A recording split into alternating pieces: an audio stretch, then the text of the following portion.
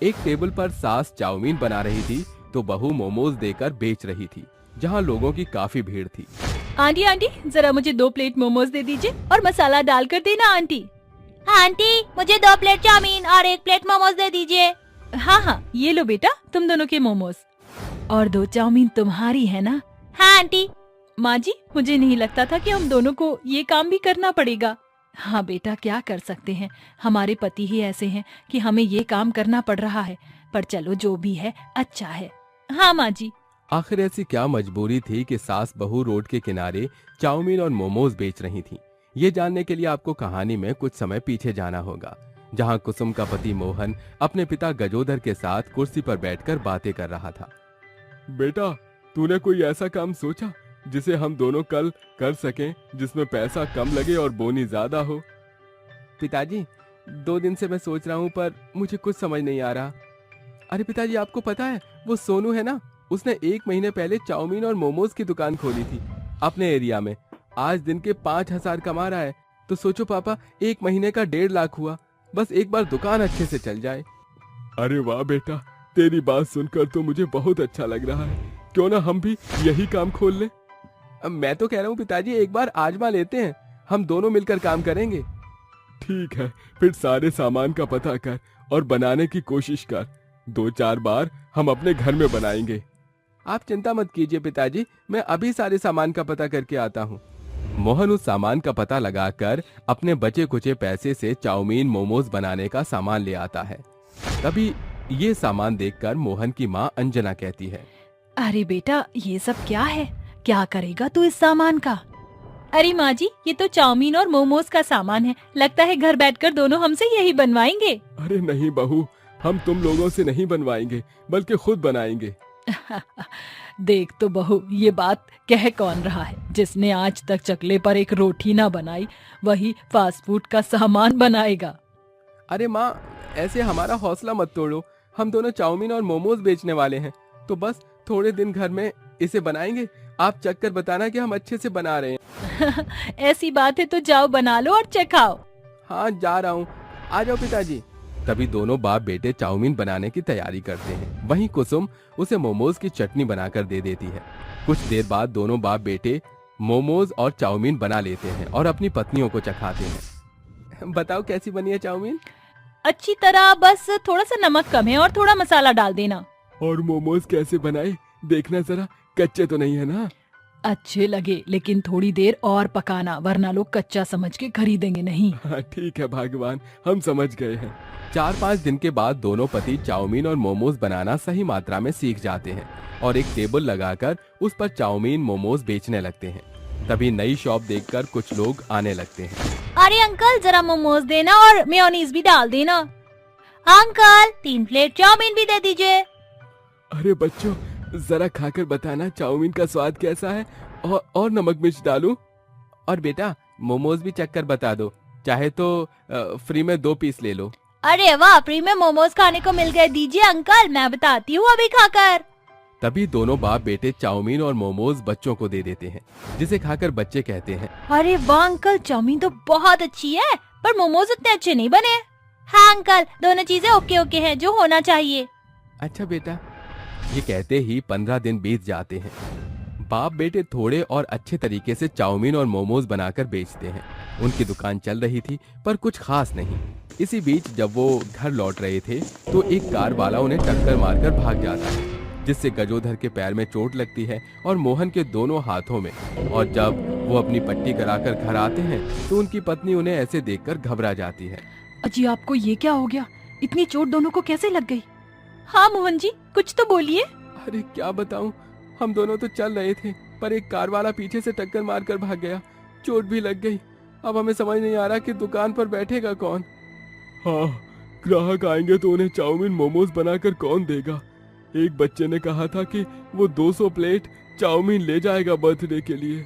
पापा जी, मोहन जी, आप दोनों परेशान मत होइए। माँ जी और मैं हो ना, हम दोनों मिलकर कुछ दिनों के लिए आपकी दुकान संभाल लेंगे। तब तक आप दोनों बेड रेस्ट कीजिए। हाँ, कुसुम बहू सही कहती है, आप दोनों आराम करिए और खाना खाकर दवाई खा लीजिए। ठीक है। दोनों का घर पर खाना बनाकर घर का सारा काम निपटाकर सास बहू दुकान खोलकर चाउमीन और मोमोज बनाती हैं, जिसकी खुशबू से ही लोग उनके चाउमीन और मोमोज की ओर खींचे चले आते हैं। आंटी आंटी जरा प्याज और सोयाबीन वाली चाउमीन दे दीजिए। बहू तो ऐसा कर चाउमीन बना कर दे, मोमोज का काम मैं करती हूँ। जी माँ जी। ये लो बेटा, तुम्हारी चाउमीन थी ना? जरा पनीर वाले और फ्राई वाले मोमोज देना। ये लो मोमोज खा लो। सुनिए, इसमें थोड़ा सा और मसाला डाल दीजिए। कितने हुए? 50 के। ऐसे करिए, चाउमीन भी पैक कर दीजिए। आंटी आपके चाउमीन की बहुत खुशबू आ रही है, जरा मुझे भी दीजिएगा। ये लो बेटा। जी फुल प्लेट मोमोज देना, मसाला डालकर आंटी। ये लो बेटा। सास बहू ग्राहकों के कहने पर उन्हें चाउमीन और मोमोज दे देती हैं, जिससे उनकी काफी तारीफ होती है। वाह वाह आंटी, आपके मोमोज तो बहुत अच्छे हैं और आपकी चाउमीन भी बहुत अच्छी है। ऐसे चाउमीन मैंने कहीं नहीं खाई, अब तो आपके पास जरूर आया करूंगी। शुक्रिया तुम बच्चों का। चाउमीन देना आंटी और 1 प्लेट मोमोज। अरे यहाँ पर तो 2 अंकल काम करते थे, कहाँ गए वो? अरे बेटा, उनके चोट लग गई है ना, तो अभी वो आ नहीं पाएंगे, इसलिए हम दोनों चाउमीन और मोमोज बनाकर बेच रहे हैं। अच्छा, अब उनकी तबीयत कैसी है? ठीक है थोड़ा बहुत, लेकिन ठीक होने में 15-20 दिन लग जाएंगे। हाँ आंटी, आपने तो अंकल से भी ज्यादा अच्छे चाउमीन और मोमोज बनाए हैं। अरे सच में आंटी, आप दोनों की चाउमीन मोमोज बहुत अच्छी हैं। अब से आप दोनों ही बेचना, अंकल का इतना स्वाद नहीं आता था चाउमीन में। प्लीज प्लीज आप दोनों मान जाइए ना, आप दोनों ही बनाना, आपके हाथों में बहुत ज्यादा स्वाद है जो वो दोनों अंकल के हाथ में नहीं है। अच्छा ठीक है, हम दोनों ही बनाएंगे अब से। सास बहू के हाथ के बने मोमोज और चाउमीन का जादू पहले दिन ही चल जाता है और उससे उनकी कमाई भी बहुत ज्यादा होती है। 2-3 दिन में ही लोगों की भीड़ उमड़ पड़ती है। तभी घर जाकर खुशी से पैसे गिनते हुए सास कहती है, अरे कुसुम बहू, जितना ये कमाकर 3 दिन में लाते थे उतना हमने 1 दिन में कमा लिया। लोगों को हमारे हाथ की बनी ज्यादा अच्छी लगती है चाउमीन और मोमोज।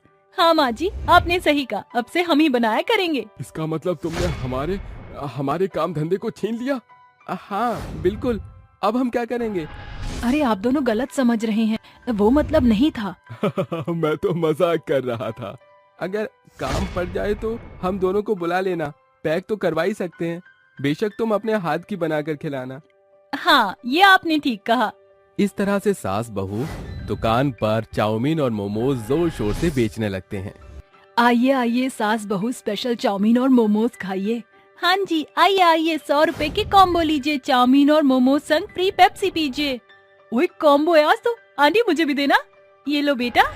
इस तरह से सास बहू के स्पेशल चाउमीन और मोमोज कॉम्बो की स्ट्रेटेजी से और तेजी से बिकने लगते हैं। देखते ही देखते सास बहू अपनी लगन से 10 महीने में ही 2 चाउमीन और मोमोज की छोटी छोटी ब्रांच खोल लेती हैं, जिससे उन 2 ब्रांच पर उन दोनों के पति चाउमीन मोमोज बेचा करते थे। पैसा चारों ओर से आता है, तरक्की बढ़ती है, जिससे अब वो एक नया घर और एक कार भी खरीद लेते हैं। यूं ही अपनी दुकान चलाते रहते हैं। सास बहू का कुल्हड़ पिज्जा। नुपुरपुर गांव में एक विधवा सास और विधवा बहू रहती थी। वह दोनों बहुत गरीब थी। उनके पति एक दुर्घटना के शिकार हो गए थे, जिसके बाद उन्होंने अपने आप को संभाला और गांव में कुल्हड़ पिज्जा बेचने का काम शुरू किया। उनका काम बहुत अच्छा चल रहा था, लेकिन कहते हैं ना, जिंदगी में संकट आने में देरी नहीं लगती। उनके साथ भी कुछ ऐसा ही हुआ। एक दिन अनु अपनी सास से कहती है, माँ जी चलिए दुकान खोलने का समय हो गया है। सभी ग्राहक हमारे कुल्हड़ पिज्जा का बेसब्री से इंतजार कर रहे होंगे। हाँ बहू, तू सही कहती है, चल जल्दी चल। सरला और अनु की एक छोटी सी दुकान थी, जिसमें वह दोनों सास बहू मिलकर पिज्जा लगाया करती थी। उन दोनों की कुल्हड़ पिज्जा का पूरा गांव फैन था। जैसे ही दोनों सास बहू दुकान खोलती हैं, उनकी दुकान के बाहर ग्राहकों की लंबी लाइन लग जाती है, जिसे देखकर गांव के बाकी के दुकानदार मुंह चढ़ा लेते हैं और आपस में बात करने लगते हैं। अरे भाई लोगों, जब से ये दोनों विधवा सास बहू ने हमारे गांव में अपना कुल्हड़ पिज्जा बेचना शुरू किया है, तब से हमारे धंधे की तो वाट लग गई है। अरे मुझे तो ये समझ नहीं आता, आखिर इन दोनों के कुल्हड़ पिज्जा में ऐसा कौन सा जादू है जिससे ये गांव के लोग केवल इन्हीं की दुकान में चिपके रहते हैं। अरे मेरी चाउमीन को तो कोई पूछत ही नहीं है। अब भला इस तरह हमारा गुजारा कैसे चलेगा? भाई लोगों, हमें कछु तो करना ही पड़ेगा। मैं तो कहता हूँ रात को मौका देकर इनकी इस दुकान को ही तोड़कर आग लगा देते हैं। ना रहेगा बांस, ना बजेगी बांसुरी। फिर देखता हूँ ये दोनों विधवा कैसे अपने कुल्हड़ पिज्जा गांव में बेचती हैं। वह तीनों रात के समय मौका देखकर बेचारी अन्नू और सरला की दुकान तोड़कर उसमें आग लगा देते हैं। अगले दिन जैसे ही सवेरा होता है, गांव के लोग और अन्नू अपनी सास के साथ खड़ी होकर उनकी टूटी और जली हुई दुकान देखकर हैरान रह जाती है। हे भगवान, ये सब किसने किया? आखिर कौन है वो जिसे हमारी खुशियाँ बर्दाश्त नहीं? तभी वहाँ प्रमोद आकर कहता है, जब दूसरों के पेट पर लात मारोगी तो ऐसा ही होगा ना। अरे अपने चलते तुमने कभी हम गरीब लोगों के बारे में सोचा है? अरे बड़े फैन हो रहे थे गांव के लोग इन सास बहू के कुल्हड़ पिज्जा के। अब हम भी तो देखें बिना दुकान के ये दोनों सास बहू कुल्हड़ पिज्जा कैसे बेचती हैं। अरे क्यों परेशान कर रहे हो इन बेचारी बेबस औरतों को? और जिसके नसीब में जितना लिखा है उन्हें उतना ही मिलेगा। ऐसा कहकर वह तीनों वहाँ से चले जाते हैं। गांव वाले भी थोड़ा बहुत तमाशा देखकर अपने अपने घर चले जाते हैं, लेकिन कोई भी उनकी मदद नहीं करता। वह दोनों सास बहू मायूस होकर वापस अपने घर को लौट जाती हैं, जिसके बाद सरला अपनी बहू से कहती है, अरे बहू, मेरी तबीयत ठीक नहीं लग रही, एक गिलास पानी तो देना। अभी लाई माँ जी। अरे कितनी मेहनत लगी थी मेरी और तेरी इस पिज्जा दुकान को बनाने में। मैं आज जब हमारी दुकान टूटकर चूर हो गई तो गांव वालों ने भी हमसे मुंह फेर लिया। माँ जी आप चिंता मत कीजिए, जिस किसी ने भी हमारी पिज्जा कुल्हड़ की दुकान तोड़ी है, मैं उसे जेल की हवा तो खिला कर ही रहूंगी। नहीं बेटा, ऐसा कुछ नहीं करना। भगवान अगर एक रास्ता बंद करता है तो दूसरा खोलता भी है। तुझे याद है ना वो काली रात, हमारी जिंदगी की सबसे भयानक रात? याद है माँ जी, कैसे भूल सकती हूँ। उस दुर्घटना ने तो हमें आज तक उभरने ही नहीं दिया। करण जी कई सालों के बाद वापस घर लौट रहे थे। पिताजी करण जी को घर लाने एयरपोर्ट पहुंचे। उस रात बहुत बारिश हो रही थी। ना तो करण जी उस रात वापस लौटे और ना पिताजी। उस एक्सीडेंट ने हमसे हमारा सब कुछ छीन लिया। मत रो बहू, जो होना था हो गया। जब हमने उस दुर्घटना के बाद भी खुद को संभाल लिया था तो ये तो बहुत ही मामूली सी बात है। लेकिन माँ जी, हमारी इतनी मेहनत से बनाई हुई दुकान किसी ने कुछ ही सेकंड में तोड़ दी। अब हम दोबारा कैसे शुरू करेंगे? जैसे हमने पहले शुरू किया था बिल्कुल वैसे ही हम हार नहीं मानेंगे। तुझे तेरे बाबूजी की तो बात याद है ना, हर बार जीतना संभव नहीं होता, कई बार हार कर जीतना पड़ता है। आपने सही कहा माँ जी। अगर आज हम कुछ लोगों से डर कर हार गए तो जिंदगी में कभी कुछ नहीं कर पाएंगे। हमें कल संभलने के लिए आज संभलना बहुत जरूरी है। अगले ही दिन सरला और अन्नू दोनों सास बहू फिर से कुल्हड़ पिज्जा बनाने की तैयारी में लग जाती हैं और गांव में एक छोटा सा टेंट लगाकर कुल्हड़ पिज्जा बेचना शुरू कर देती हैं। देखते ही देखते उन दोनों की कुल्हड़ पिज्जा खाने गांव के लोग आने लगते हैं। अरे हमने इनकी दुकान तोड़ दी, इसके बाद भी इन्होंने कुल्हड़ पिज्जा बनाना नहीं छोड़ा। अरे मेरे पास एक आइडिया है, क्यों ना हम कुछ कीड़े उठाकर इनके कुल्हड़ पिज्जा में डाल दें। जब लोग कीड़े वाले कुल्हड़ पिज्जा खाएंगे तो कोई भी इनकी दुकान में पिज्जा खरीदेगा ही नहीं। अरे ये प्लान तो सबसे अच्छा है। ऐसा सोचकर वह तीनों इस बार बेचारी अन्नू और सरला के कुल्हड़ पिज्जाओं में मौका देखकर कीड़े छोड़ देते हैं, जिसकी वजह से जब गांव वाले उनके कुल्हड़ पिज्जा खाते हैं तो उनके कुल्हड़ पिज्जा में कीड़े निकलने लगते हैं। हाय हाय, सत्यानाश हो इन दोनों सास बहू का। अरे देखो तो सही, इन्होंने कुल्हड़ पिज्जा में कीड़े डाल रखे हैं। हाँ हाँ तुम सही कहती हो, ये देखो हमारे वाले में भी कीड़े पड़े हैं। हाय राम, इन्होंने तो हमारा धर्म भ्रष्ट करवा दिया। तभी गांव के सभी लोग उन दोनों के ऊपर बहुत बुरी तरह चिल्लाने लगते हैं। देखिए शांत हो जाइए, हमें नहीं पता कि हमारे कुल्हड़ पिज्जा में कीड़े कहाँ से आए।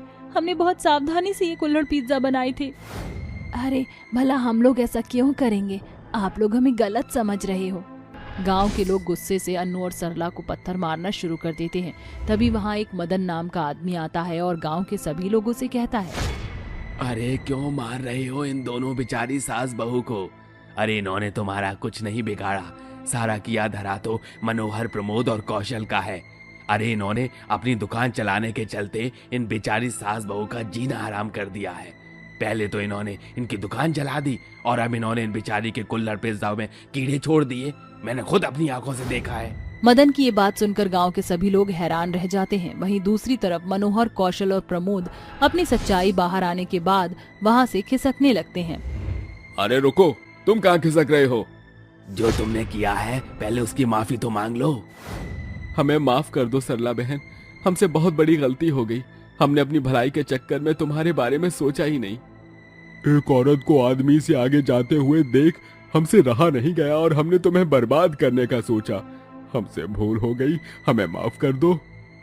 हमें अपनी गलती पर बहुत पछतावा है, हमें माफ कर दो और जाने दो। आइंदा ऐसी गलती दोबारा कभी नहीं होगी। अरे ऐसे कैसे जाने दे तुम्हें तो बेटा जेल की सलाखों के पीछे चक्की न पिसवा दी तो मेरा नाम भी सावित्री नहीं। सावित्री तुरंत पुलिस को कॉल करती है, जिसके बाद वह तीनों को पुलिस के हवाले कर देती है। पुलिस उन तीनों को जेल की सलाखों के पीछे डाल देती है। वहीं दूसरी तरफ अन्नू और सरला मदन का शुक्रिया अदा करती हैं। मदन भैया, अगर आज आप ना होते तो पता नहीं हमारा क्या होता। ये गांव वाले तो हमें कहीं का नहीं छोड़ते। हाँ बेटा, आज तेरी ही वजह से हम दोबारा से सर उठाने लायक हुए हैं। अगर आज तू हमारा साथ न देता तो हम किसी को मुंह दिखाने लायक नहीं होते। अरे आप दोनों को मेरा शुक्रिया अदा करने की कोई जरूरत नहीं है, यह तो मेरा फर्ज था। मैं तो इन्हें रंगे हाथ पकड़ना चाहता था, इसलिए शांत था। सरला बहन, हमें भी माफ कर दो, हमसे बहुत बड़ी भूल हो गई तुम दोनों को समझने में। गांव के सभी लोग अन्नू और सरला से माफी मांगते हैं। उस दिन के बाद से गांव वाले मिलकर अन्नू और सरला को एक नई दुकान बनाकर देते हैं, जिसमें वह अपने कुल्हड़ पिज्जा बनाकर बेचती हैं और खुशी खुशी रहने लगती हैं। मोमोज खाने वाली बहू से परेशान सास। सुगंधा अपने बेटे प्रज्वल के साथ दिल्ली शहर के प्रीत विहार कॉलोनी में रहती थी। एक सवेरे सुगंधा कहती है, अरे बेटा जरा सुन। माँ अभी मैं जरा जल्दी में हूँ, दफ्तर के लिए देरी हो रही है। अरे ये भाग दौड़ भरी जिंदगी सारा जीवन चलना है। अब तू सयाना हो चुका है, तेरी शादी की उम्र हो चली है। एक बड़ी ही सुंदर सुशील लड़की का रिश्ता आया है, बसंतपुर गांव की रहने वाली है। बोल तो ब्याह की बात बढ़ाऊं। माँ आप जिसे मेरे लिए पसंद करोगी मैं उससे शादी कर लूंगा। अब मुझे दफ्तर के लिए देरी हो रही है, मैं चलता हूँ। पारिवारिक साझेदारी से प्रज्वल की शादी गांव की रहने वाली मिर्ची से हो जाती है और यहाँ से शुरू होता है मिर्ची के ससुराल का सफर। मिर्ची बहू, इस कलश को अपने शुभ कदमों से अंदर उठेल कर गृह प्रवेश कर। अरे सुगंधा, तेरी बहू मसालों के मौसम में जन्मी है क्या? बोलो भला, ये धनिया मिर्ची भी कोई नाम होता है? वो का है ना सासू माँ की सहेली सासू जी, पहली दफा हमरे बाबूजी हमके बचकाने में मोमोज खिलाए रहे। वो ससुरा मोमोजवा इतना मजेदार रहे कि तब से ही हमके तीखा खाए के बड़जोड़ आदत हुई गई। यही से पूरा गांव देहात हमरा नामकरण कर दिया, बोले तो मिर्ची। सभी रस्मों के खात्मे के साथ मोहल्ले की औरतें वहाँ से चली जाती हैं। गुजरते दिनों के साथ मिर्ची की शादी को सप्ताह बीत जाते हैं। अरे मिर्ची बहू। सासू माँ, आप हमके बुलाई रही का? आज हम दोनों सास बहू एक संग भाजी तरकारी खरीदारी करने चलते हैं। दोनों सास बहू बाजार आ पहुंचती हैं, जहां मिर्ची की निगाह मोमोज के कॉर्नर पर जाती है। अरे दादा, अम्मा जी, वो देखिए मोमोज। अब तो पहले मिर्ची मोमोज से पेट पूजा करेगी। मिर्ची भीड़ को चीरते हुए मन्नू मोमोज वाले की दुकान पर आकर कहती है, अरे ओ मोमोज वाले भैया, तने गर्मा गर्म चटकेदार मोमोज बनाई दियो। कहिए मैडम, कौन सा मोमोज खाएंगे आप? वेज मोमोज, पनीर मोमोज या फिर चिकन मटन मोमोज? अरे ओ मंदबुद्धि मोमोज वाले, बरा गए हैं क्या? अरे हम शुद्ध शाकाहारी लोग हैं, सिर्फ स्टीम मोमोज दे। भाई साहब, तुम अम्मा जी की बात पर गौर नहीं करो, जल्दी से चटाकेदार चिकन मोमोज खिला दो। सुगंधा के लाख मना करने के बावजूद भी मोमोज खाने की शौकिया बहू मिर्ची गपागप चिकन मोमोज चट कर जाती है। उस सांझ सुगंधा घर लौटकर प्रज्वल से कहती है, अरे क्या बताऊं बेटा, बेड़ा गर्क हो इस बहू का। अरे मोमोज की मारी बीमारी उठा लाई हूँ मैं। पूरे 500 के मोमोज खाकर अपना पेट भरकर आ रही है। अरे बीच बाजार में इतने चाव से चिकन मोमोज खा रही थी कि बयां करने के लिए मेरे पास शब्द नहीं है। अरे मिर्ची, ये माँ क्या कह रही हैं? अरे सजनवा, तुम्हारी मेहरिया शुरू से मोमोज की दीवानी है। अब हम गांव में स्टीम और फ्राई मोमोज का चटकारा तो लगाए रहे, पर चिकन मोमोज देखकर हमारी जुबान चकाचौंध हुई गई। बस हम खा लिए। बहू, इतनी मात्रा में मिर्ची मसालों का सेवन सही नहीं। माँ सही कह रही है मिर्ची। दोनों माँ बेटे के लाख समझाने के बावजूद भी मोमोज की दीवानी बहू रानी को कहाँ कुछ समझ में आने वाला था। उस रोज के बाद से मिर्ची अक्सर खरीदारी के बहाने से बाजार जाकर बेहिसाब मोमोज खाने लगी थी। फिर एक सांझ, अरे मिर्ची बहू, प्रज्वल का कई दिनों से पनीर के पराठे खाने का मन था, सो मैं पनीर ले आई हूँ। शाम को पनीर के पराठे बना देना। ये बोलकर सुगंधा चली जाती है और मिर्ची अपना खुराफाती दिमाग चलाते हुए कहती है, मन्नू मोमोज वाले के पास हम पनीर के मोमोज देखे रहे, आज तो मिर्ची पनीर से मोमोज का निर्माण करिए। मिर्ची यूट्यूब से पनीर मोमोज की रेसिपी देखकर मोमोज बना लेती है। थोड़ी ही देर में उसका पति और सुगंधा खाने की मेज पर आ बैठते हैं और उसे देखकर सुगंधा अपनी बहू मिर्ची पर बिगड़ते हुए बोलती है, वाह मेरी गुणवान बहू, तेरे लिए तो अपना ही पेट पहाड़ है। अरे मैंने तुझे पनीर के पराठे बनाने को कहा था, तूने तो ये अतरंगी मोमो टोमो बना दिए। अब भर ले अपने पेट का भंडार घर इस मोमोज से, मंद बुद्धि। मिर्ची अपनी सास की बात को नजरअंदाज करके हाथ मलते हुए मोमोज पर टूट पड़ती है। अरे वाह, मिर्ची का चटपटा मसालेदार मोमोज बनाए हैं, मजा आ गया। एक सासू माँ और हमरो सजनवा को ही हमरे मोमोज की कदर नहीं है। हर एक दिन के साथ मिर्ची का मोमोज के प्रति रिझाव बढ़ता जा रहा था। कभी वो फ्राई मोमोज खाती तो कभी सैकड़ों स्टीम मोमोज खाती, जिसके चलते एक सवेरे मिर्ची की आंखें बेहिसाब बोझिलता के साथ वो बेहोश होकर जमीन पर गिर जाती है। माँ जल्दी आओ, देखो मिर्ची बेहोश हो गई। अरे इसे अस्पताल लेकर चलना होगा। दोनों भागते दौड़ते मिर्ची को अस्पताल ले जाते हैं, जहां डॉक्टर पूरे तौर से जांच पड़ताल करके कहता है, देखिए आपकी बहू ने अत्यधिक मात्रा में मैदे का सेवन किया है, इसी कारणवश उसकी सेहत बिगड़ गई है। आप अब से ध्यान रखना कि भावी भविष्य में वो फिर कभी मिर्च मसाला या मोमोज इत्यादि का सेवन न करे। थोड़ी देर में मिर्ची बेहोशी से बाहर आती है। तभी सुगंधा उसे समझाते हुए कहती है, देख ले मंदबुद्धि, तेरे मोमोज खाने की होड़ ने तुझे बीमारी के बिस्तर पर लाकर पटक दिया। मिर्ची चुप्पी साधकर अपनी सास सुगंधा की बात को सुनने लगती है। 2 दिन के बाद मिर्ची अस्पताल से घर लौट आती है और कहती है, अरे ये अम्मा जी तो एकदम बैरन बन गई है। ससुरा सप्ताह भर से हमके बेस्वाद दलिया खिचड़ी खिलाकर मारे पर तुली है। मोमोज के मारे हमरे पेट में कबड्डी मचे थे।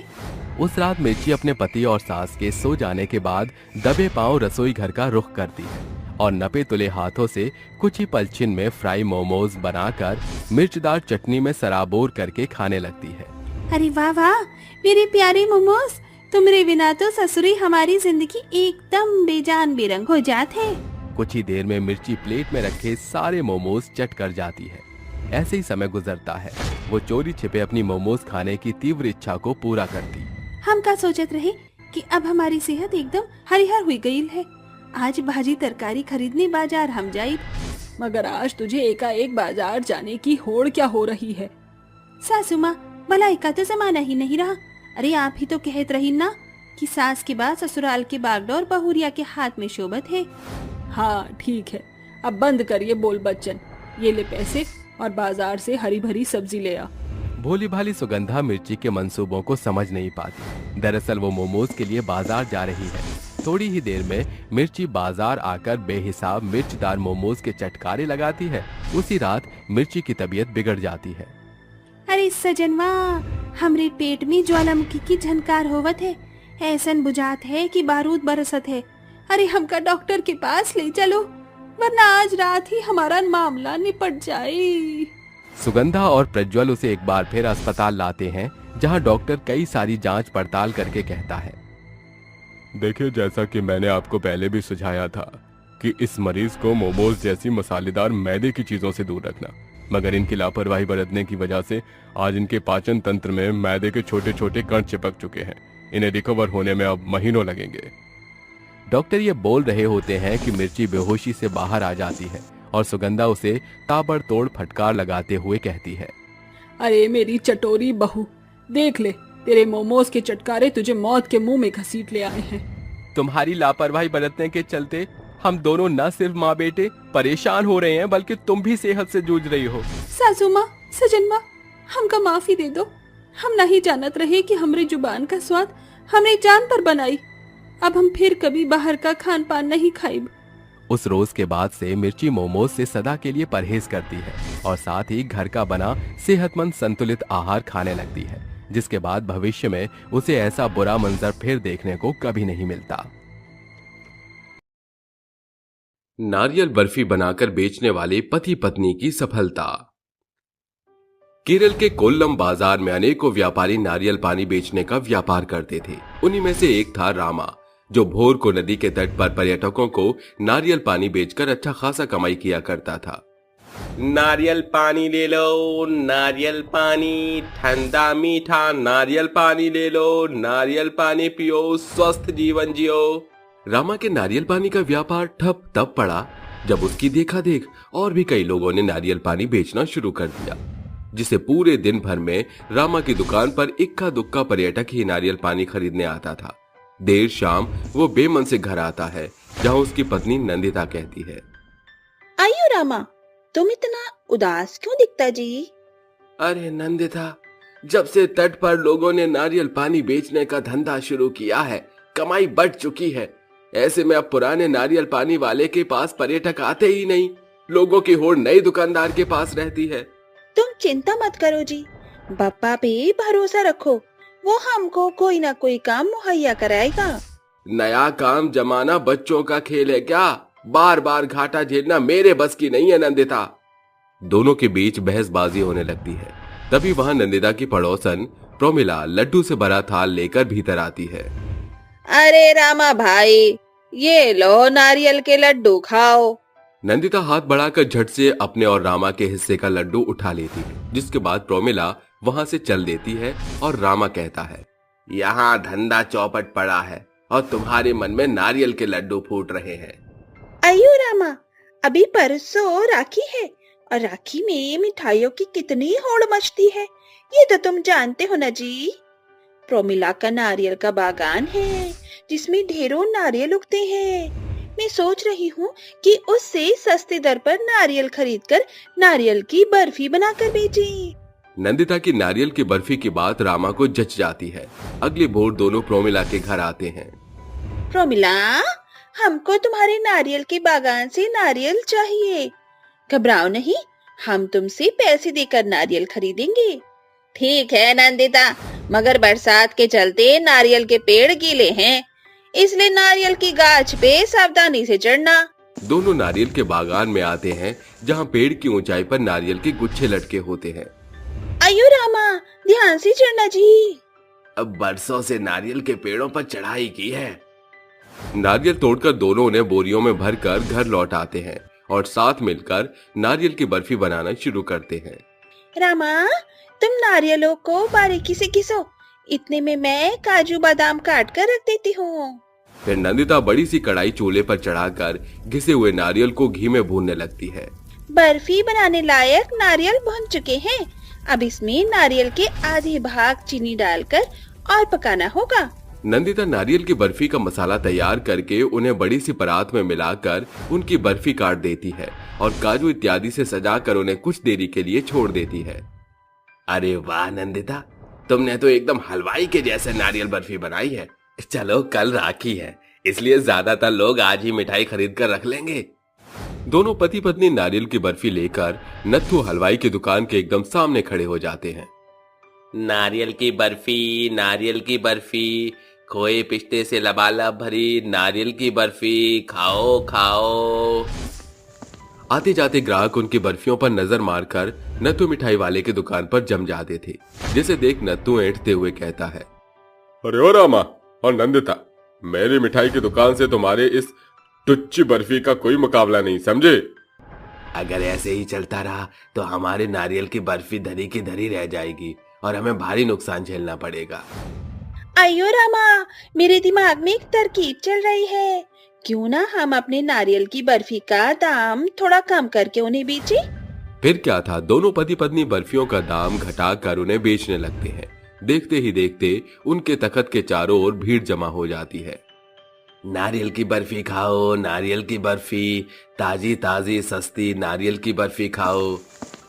अरे ओ बर्फी वाले, जरा जल्दी से 25 पीस नारियल की बर्फी बांध दो। ये लो काका, पति पत्नी स्पेशल नारियल की बर्फी।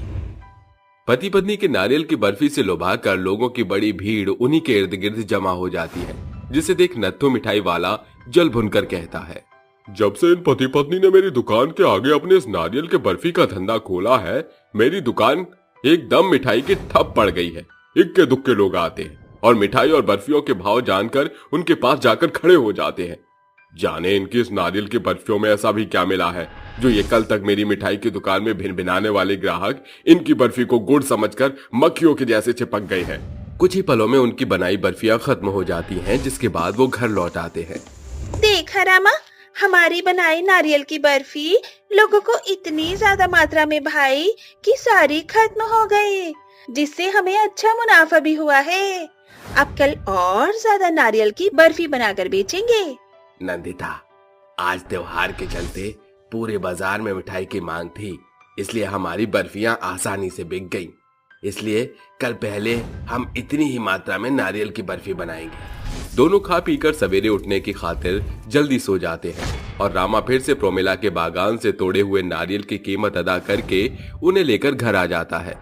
दोनों दंपति साथ मिलकर नारियल की बर्फी तैयार करके उन्हें बाजार में बेचने पहुंचते हैं। नारियल की बर्फी खाओ भैया, आ गई है बाजार में नारियल और खोए से बनी चाशनी में छनी मोतियों सी नारियल की दानेदार बर्फी, एकदम सस्ते दामों में। अरे ओ बर्फी वाली, कैसे बेच रही हो ये नारियल की बर्फी? एक नारियल की बर्फी मात्र 10 रुपए में। हाय दैया, अरे बर्फी में पड़ा सारा हर्जाना हमसे ही चुकता करोगी क्या? इतना महंगाई क्यों? काकी, दुकानदार चाहे कितना ही सस्ता क्यों ना बेच ले, ग्राहकों को महंगा ही जान पड़ता है। वो देखो, नत्थु मिठाई वाले की दुकान, यही नारियल की एक बर्फी उसकी दुकान में 20 रुपए की एक पड़ेगी, वो भी न जाने कितने दिन पुरानी। अरे सौदा तो दोनों का एक है, फिर उस मिठाई वाले ने बर्फी का गला काट दाम क्यों रखा है? अरे काकी, उसके दाम को छोड़ो और ये लो, पति पत्नी की स्पेशल नारियल बर्फी। गुजरते हुए हर दिन के साथ नारियल की बर्फी बेच रहे दंपत्ति की कमाई बुलंदियां छूने लगती है। बढ़ती कमाई से वो एक भाड़े पर दुकान लेकर पति पत्नी की नारियल बर्फी नाम से एक बर्फी की दुकान खोल देते हैं, जिससे उन्हें बाजार में और ज्यादा नाम मिलता है। नंदिता, अब हमको दुकान का भाड़ा भी भरना होगा, क्यों ना हम नारियल की बर्फी के साथ नारियल के लड्डू भी शामिल कर लें? हाँ रामा, तुमने एकदम सही कहा। अब से हम नारियल के लड्डू भी बनाया करेंगे, क्योंकि एक से भले दो जी। दोनों पति पत्नी नारियल के लड्डू और बर्फी बनाकर उन्हें बेचने लगते हैं, जिससे उनकी कमाई और भी ज्यादा प्रभावित हुई और उन्होंने पैसे जोड़ना शुरू किया। 1 महीने बाद रामा, ये हमारी दुकान की महीने भर का जोड़ बटोर है। प्रोमिला अपना नारियल का बाग बेच रही है, क्यों ना इन पैसे से हम दोनों उसका बाग खरीद लें।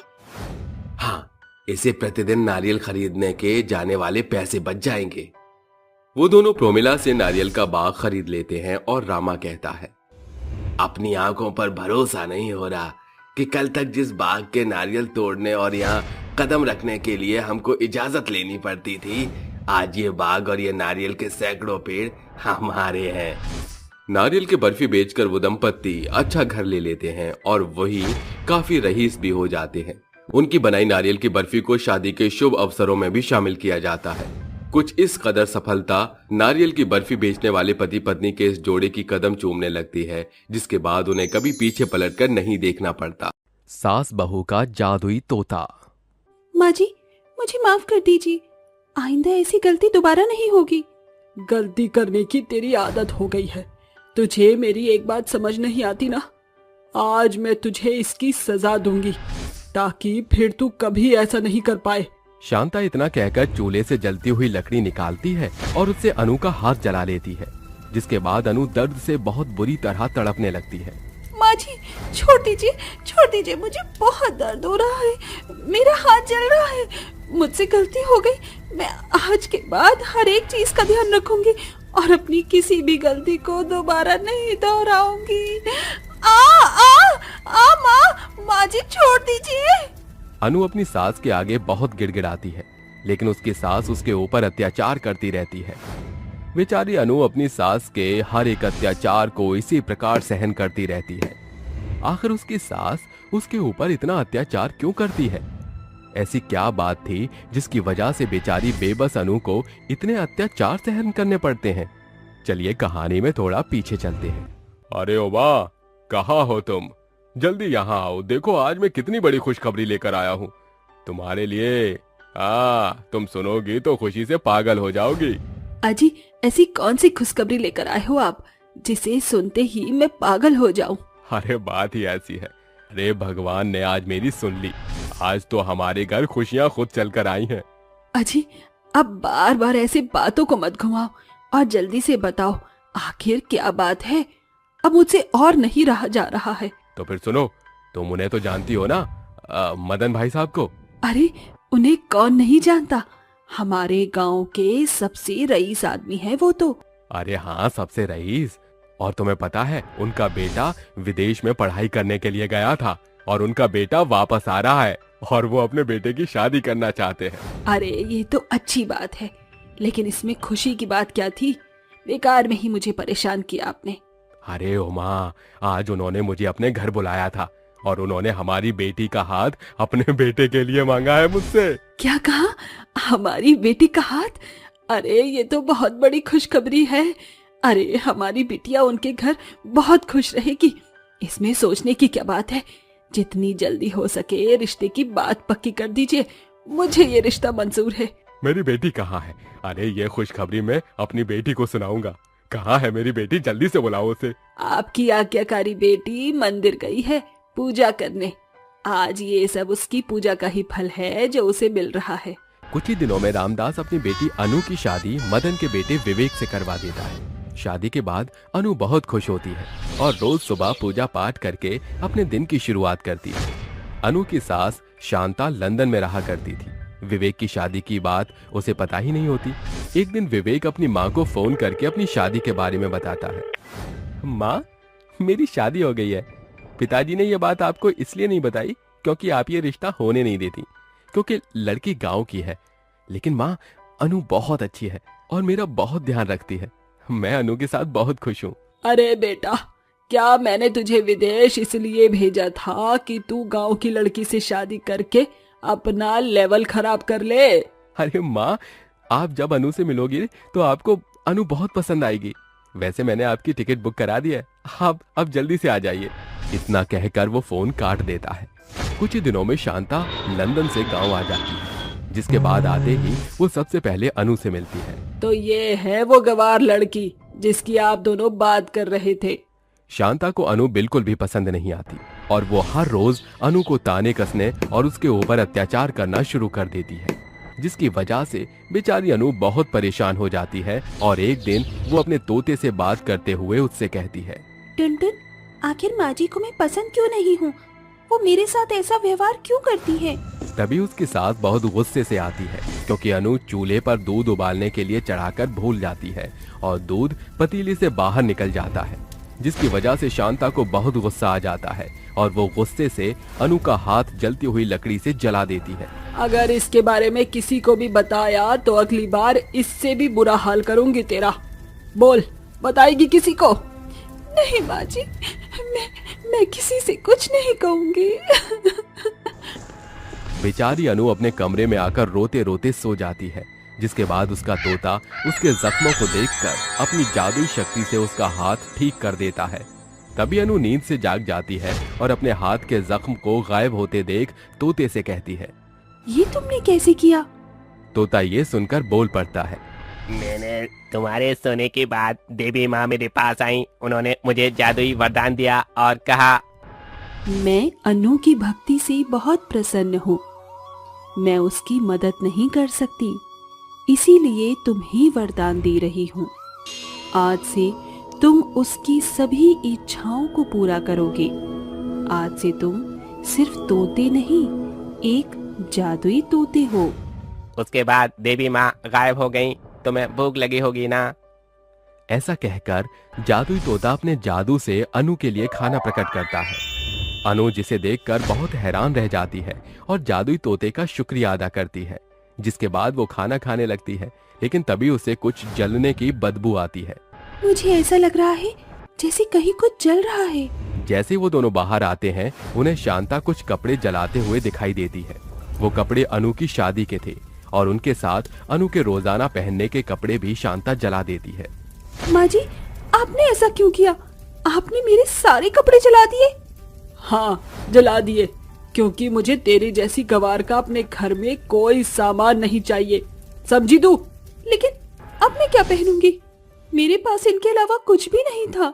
शांता वहां से चली जाती है, जिसके बाद अनु का जादुई तोता उससे कहता है, चिंता मत करो, मैं तुम्हारे लिए जादू से नए कपड़े बना दूंगा। जादुई तोता अनु को उसके कमरे में ले जाता है, जिसके बाद वो अनु के लिए अपने जादू से कई सारी सुंदर सुंदर साड़ियां प्रकट करता है, जिन्हें देखते ही अनु बहुत खुश होती है। ये तो बहुत सुंदर साड़ियां हैं। मैं जल्दी से नहाकर बदल लेती हूँ। शाम होने ही वाली है, पूजा भी करनी है मुझे। अनु उनमें से एक प्यारी सी साड़ी पहन लेती है, जिसके बाद वो पूजा करने के लिए चली जाती है। जैसे ही वो पूजा शुरू करती है, उसकी सास वहां पहुंच जाती है और उसे पूजा करते हुए देख सोचने लगती है, अरे ये क्या, मैंने तो इसके सभी कपड़े जला दिए, फिर इसके पास ये साड़ी कहाँ से आई? हो ना हो इसने मेरी ही साड़ी चुराई होगी, लेकिन मेरी तो ऐसी कोई साड़ी नहीं है। अनु को पूजा पाठ करता हुआ देख शांता को बिल्कुल अच्छा नहीं लगता, जिसके बाद वो अपने मन में सोचती है, बहुत हुआ इसका आज, ये अपनी पूजा में लीन है। यही सही मौका है इस गंवार लड़की से छुटकारा पाने का। लोगों को लगेगा कि इसकी मौत पूजा की जोत से हुई है। ऐसा सोचकर वो तुरंत रसोई से मिट्टी का तेल लाती है और मंदिर के आसपास छिड़क देती है और माचिस जलाकर आग लगा देती है। वहीं दूसरी तरफ अनु पूजा करती रहती है।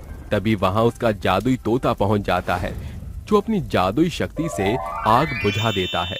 उसी समय अनु की पूजा भी संपन्न हो जाती है, जिसके बाद देवी माँ स्वयं शांता और अनु के सामने प्रकट होती हैं। शांता, आज तुमने अपनी सीमा लांघ दी।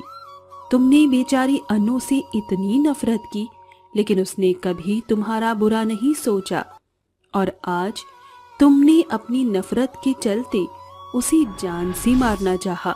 मुझे माफ कर दीजिए देवी माँ, मुझसे बहुत बड़ी भूल हो गई। मुझे मेरी गलती का पछतावा है।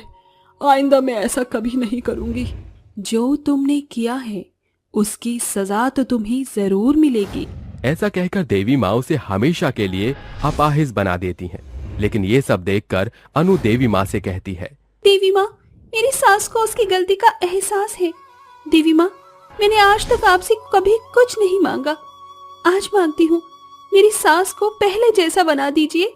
अनु की ये बात सुनकर देवी माँ शांता को पहले जैसा बना देती हैं, जिसके बाद शांता अपनी बहू और जादुई तोते के साथ खुशी खुशी रहने लगती हैं।